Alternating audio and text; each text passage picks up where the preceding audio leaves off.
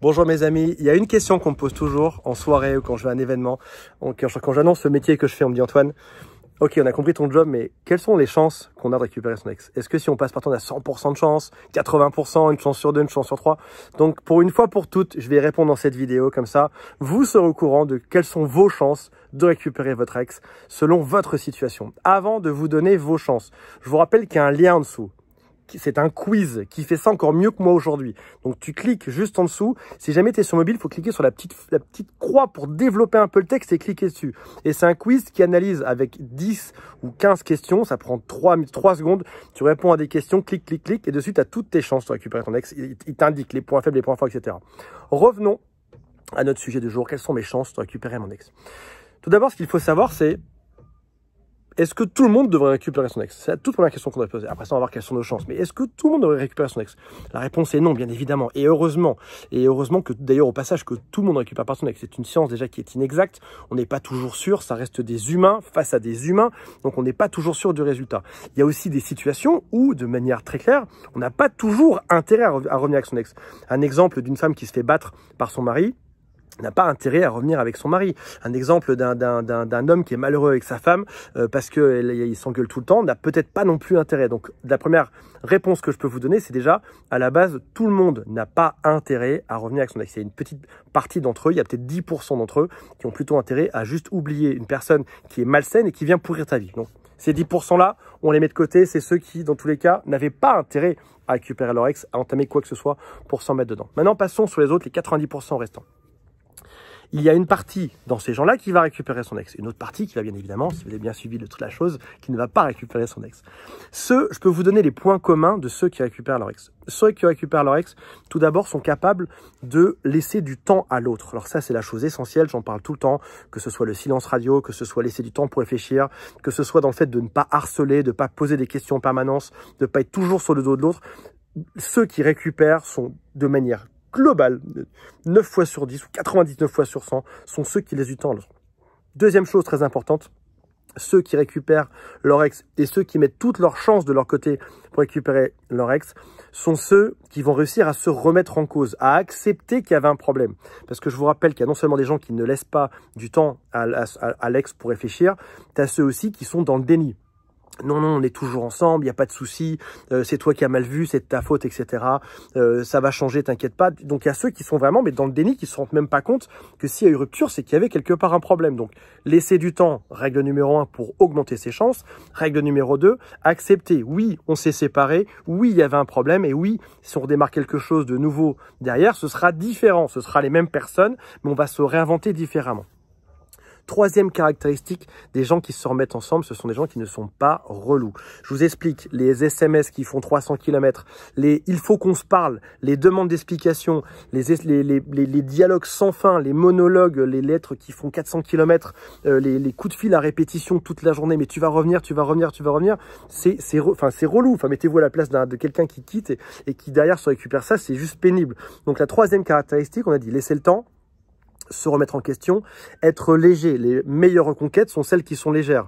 On peut redémarrer comme sur de la séduction initiale. La séduction initiale, c'était se parler ensemble, être cool l'un avec l'autre, passer du bon temps ensemble, se faire rire, passer des moments de qualité. Et ça démarre pas par des longs SMS, ça démarre par un coucou, comment ça va, qu'est-ce que tu deviens, tiens, j'ai vu ça, j'ai pensé à toi, tiens, il s'est passé ci et ça, des petits smileys, du texte léger. Et puis on va redémarrer. Donc, on était en couple, c'était compliqué. On se sépare, on laisse du temps, on redémarre tout doucement et on vient cranter, on vient monter au fur et à mesure cette relation pour arriver à recréer de l'intimité et recréer un lien avec la personne qu'on aime. Mais c'est pas parce qu'on s'arrête là net qu'on doit reprendre au même endroit là, tu vois. Enfin, on redémarre au début. Alors ça va aller plus vite, bien évidemment. On va pas prendre 3 ans pour se connaître, mais en tout cas, on va redémarrer légèrement. On va donner envie à l'autre de rediscuter. C'est un peu comme, je sais pas, imagine que tu as un buisson sec et puis tu as un silex. Donc tu vas pas au lance-flamme. Enfin, tu vois, tu vas doucement, tu prends ton silex, tu tapes dessus, tu t'arranges pour faire une petite étincelle qui va en faire 2, qui va en faire 3, qui va allumer un petit bout du buisson ou je sais pas, avec une loupe, comme dans les dessins animés. Prends ta loupe et tu mets un petit bout et tu te concentres et tu vas tout doucement, tu vois, tu démarres doucement ton truc. Tu vas pas à fond, tu rentres pas dedans, tu n'écrases pas la mode de front avec, je sais pas, un char d'assaut, tu vas en douceur. Donc ça, ce sont les 3 caractéristiques. Maintenant, arrivons-en au sujet qui nous intéresse. Quels sont les pourcentages, quelles sont les statistiques de ceux qui récupèrent leur ex? Je peux vous citer des gens. Déjà, d'une part, si on regarde les 2 extrémités avant de parler du milieu, je peux vous citer des gens qui récupèrent systématiquement leur ex. C'est-à-dire, quoi qu'il se passe, ils sont comme bulletproof. En anglais, ils ont un gilet pare-balles. C'est-à-dire que quoi qu'il se passe, c'est des hommes et des femmes, ils en récupèrent tout le temps. Il y a des gens qui sont à 100%, réellement. Quoi qu'il soit passé, qu'ils aient trompé ou pas, qu'ils aient fait ci ou pas, il y a des gens qui récupèrent tout le temps. Il y a aussi d'autres gens, alors ça c'est plus étonnant, qui, quoi qu'il se passe, même s'ils n'étaient pas tellement en tort, n'arrivent jamais en fait. C'est-à-dire que l'amplitude, elle est assez gigantesque en fait. Ce que je remarque en général, c'est qu'il y a, si jamais on se place du point de vue d'une personne qui ne serait pas renseignée, qui ne serait pas allée sur YouTube, qui n'aurait jamais lu de livre, qui n'aurait jamais écouté ces conseils-là, on est à peu près à un peu moins, on est à peu près à entre une chance sur 3 et une chance sur 2. C'est-à-dire qu'en gros, entre 30 et 50% de chance de récupérer son ex.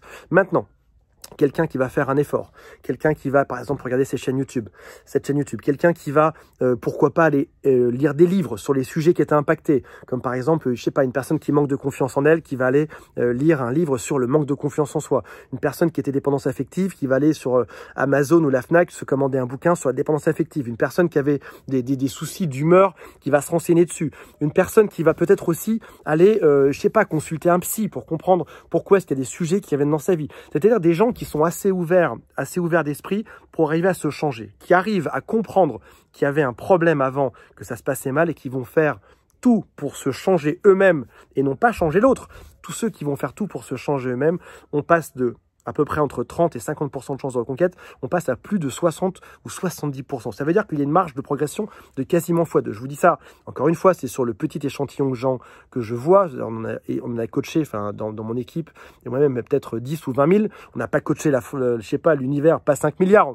C'est pas mal non plus, tu me diras 10 ou 20 000. Mais en tout cas, sur ce qu'on observe, c'est qu'on sait très vite, enfin moi en tout cas en coaching, je sais très vite qui va récupérer, qui va pas récupérer. Je vais vous dire quelque chose qui est juste affreux. Avant ça, je vous rappelle qu'il y a le quiz en dessous, qui est juste en dessous là, pour lequel on a bossé comme des fous dans l'équipe. Toute l'équipe a bossé dessus pour faire le plus beau quiz du monde, donc clique dessus.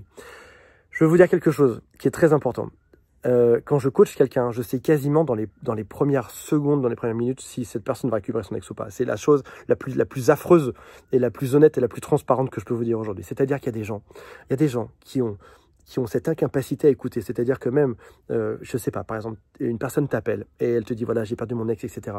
Et l'histoire la personne déjà n'arrive pas à mettre l'histoire dans le bon sens déjà. Il y en a un bout là, un bout en 2014, un bout en 2025, un bout en 2018, ça va dans tous les sens, c'est compliqué. Donc déjà, elle n'arrive même pas à comprendre ce qui s'est passé. C'est un peu comme si elle s'était pris une tellement grosse baffe après la rupture qu'il ne comprenait plus rien, tu vois. Une personne qui n'arrive même pas à remettre les choses dans l'ordre. Après ça, tu as aussi des personnes qui n'arrivent même pas à écouter des conseils. C'est-à-dire que tu leur dis une question très simple, c'est quelle est ta part de responsabilité, qu'est-ce que toi tu as fait là-dedans, et la personne te répond autre chose en fait. C'est-à-dire qu'elle, non seulement elle imagine même pas qu'elle ait une part de responsabilité, mais elle te répond complètement autre chose par rapport à un autre détail de la relation. Et il y a des gens qui ne sont pas capable d'écouter déjà. Et si tu n'es pas capable d'écouter ton ex, et si tu n'es pas capable d'écouter ce que tu ressens, enfin, la rupture amoureuse, on a l'impression que c'est un moment où on doit parler pour convaincre. On a l'impression qu'on doit aller voir l'autre, qu'on doit le convaincre, qu'on doit lui parler pour le convaincre de revenir. En fait, à un moment donné, si tu n'es pas capable de comprendre que le problème, il vient à moitié de toi. On est deux dans un couple, hein. Oui, mais c'est mon ex, patati patata. On est deux dans un couple. La moitié du problème, elle vient de toi, la moitié. C'est-à-dire que tu le veuilles ou non, c'est la statistique. Même si c'est toi qui as mal choisi la personne, ça reste quand même ta moitié. La moitié du problème vient de toi. Et sachant qu'il y a deux moitiés pour en faire un, et que la seule moitié sur laquelle tu peux bosser, c'est la tienne, en fait. Tu n'as pas le droit de bosser sur la moitié de l'autre. À partir de ce moment-là, tu te mets à écouter, en fait. Tu te mets à écouter l'autre. Qu'est-ce que l'autre dit sur moi? Qu'est-ce que l'autre dit que je peux changer? Qu'est-ce que l'autre pense que j'ai mal fait, etc. Avec l'idée derrière de ne pas arriver à le convaincre que c'est faux, avec juste cette conviction profonde que oui, il y a une partie du problème qui m'incombe et je suis prêt à le changer. Et souvent, la plupart des ruptures viennent du fait, tout simplement, je sais pas ce que, je suis désolé, on dirait je sais pas ce que c'est, ça, un chouet en plastique, on dirait totalement autre chose. Je ne sais pas ce que c'est. Ça, je mets ça par ici.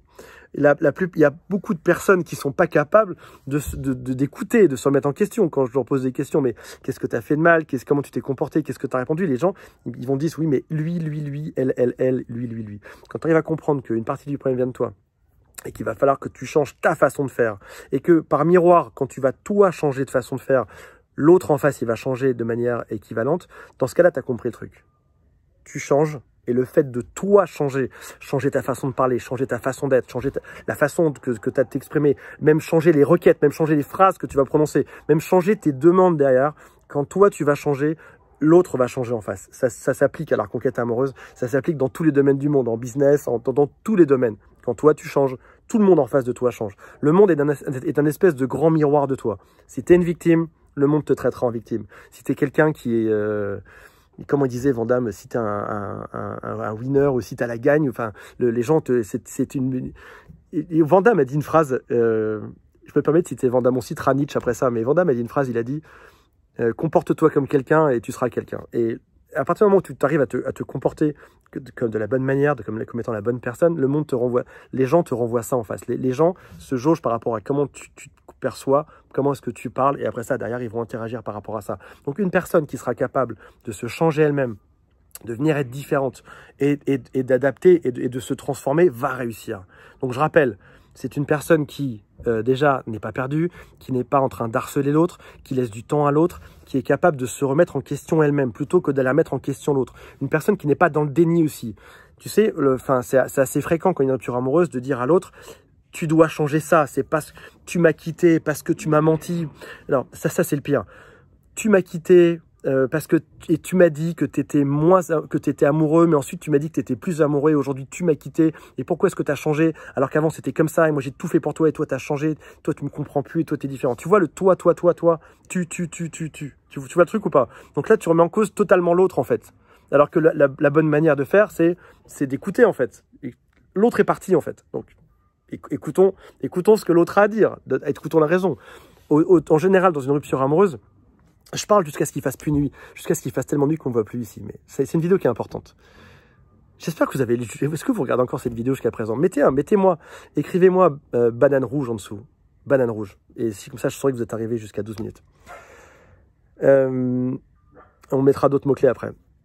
Donc, à un moment donné, quand tu es dans l'accusation, toi, tu m'as dit que tu étais amoureux de moi, tu m'as dit que tu étais fidèle, tu m'as dit qu'on resterait ensemble, tu m'as dit, c'est pas quelqu'un qui dit ça n'est pas capable d'écouter, n'est pas capable de prendre quelque chose et de comprendre ce qui s'est passé. Sauf qu'à un moment donné, si on est réaliste et lucide, la personne en face de nous est partie. Donc, c'est-à-dire qu'il y a une raison, ça veut dire qu'il y a un truc qui allait pas en fait. Ça veut dire qu'il faut pas être dans le déni, la personne en face est partie. Mais parfois, on n'est pas capable d'écouter ou d'entendre les raisons de l'autre. Si on n'est pas capable de les entendre, on n'est pas non plus capable de se modifier, ni de le changer, ni de se montrer différemment derrière. Alors que lorsqu'on passe en mode écoute, quand c'est la nuit, les chiens crient, on se croit dans un western, quoi. Alors que lorsqu'on est capable d'être dans l'écoute, qu'on est capable d'écouter ce que l'autre a à nous dire, on est capable de changer. Alors, le problème, c'est qu'au début de la rupture amoureuse, l'ex n'est pas toujours capable de nous dire ce qui n'allait pas. C'est-à-dire que tu écoutes, mais tu écoutes dans le vide. En fait, il n'y a rien. Le mec, la femme, elle est soit en silence radio, soit il parle plus, soit il te dit je veux pas te parler, soit il te bloque, en fait. Parce qu'au début, c'est la phase 1. En fait, la phase 1 de la rupture, c'est que l'autre en face n'est pas capable d'écouter ce que tu as à lui dire. Et enfin, il n'est pas capable de te dire pourquoi il est parti. Donc, ça veut dire que tu auras beau écouter, il n'y aura rien. Il y a du silence. C'est comme dans les sous-marins, quand tu écoutes le machin, il n'y a pas de bruit, en fait. Il n'y a pas de sous-marin à côté, il n'y a rien. Je te dis ça parce que j'ai vu une bande-annonce à l'instant d'un sous-marin, mais parce que sinon je peux passer pour un fou. Donc au début, il n'y a pas de t'entends rien. Et après ça, la phase 2, c'est que l'ex, au bout d'un moment, va commencer à réagir. Et il va dire des choses. Et ce sera là qu'il faut accueillir le truc. Mais sans être dans l'accusation, parce que si l'ex, admettons, il faut 3 semaines à l'ex pour digérer la chose, pour partir, pour faire le point. Au début, c'était juste un malaise. Il ne sait même pas pourquoi il est parti, mais il fallait qu'il parte. Il y avait un truc au fond de lui. Après ça, pendant 3 semaines, il réfléchit, il mûrit la chose et il commence à comprendre. En prenant du recul sur la situation, il commence à comprendre pourquoi est-ce qu'il est parti, pourquoi est-ce qu'il a abandonné le couple, pourquoi est-ce qu'elle a abandonné le couple. Là, la personne en face va devenir capable, avec ce recul, de te parler, de te donner des choses. Sauf que si toi, tu arrives dans l'accusation, il n'y a plus aucune chance derrière. Tu vois, le machin, enfin, il arrive, il veut te donner avec des mots ce qui s'est passé, ce qui n'allait pas, et toi, t'accuses et tu tapes dessus. Tu m'avais dit ci, tu m'as trahi, je veux que tu m'expliques, etc. Donc, le machin ne marche pas.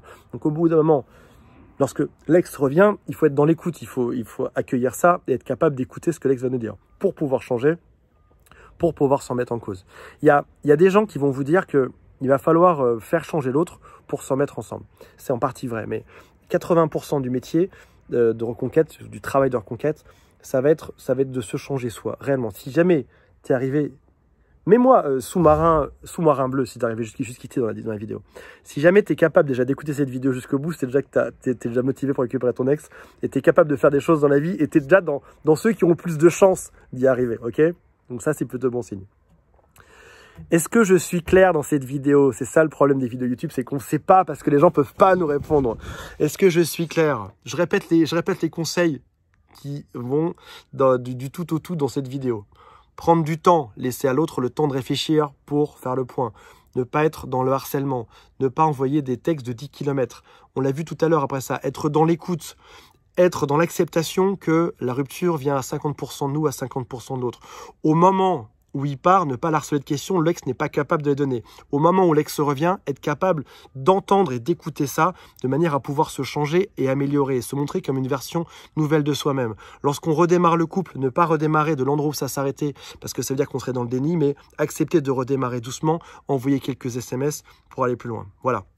Dites-moi si ça vous a aidé. Est-ce que vous avez compris comment faire pour être dans le pourcentage de ceux qui ont le plus de chance? On remarque une chose en tout cas, si je résume toutes ces vidéos en quelques mots, on remarque une chose, c'est que ce sont ceux qui prennent le temps, ceux qui écoutent, ceux qui ne sont pas dans l'empressement, qui vont récupérer leur ex.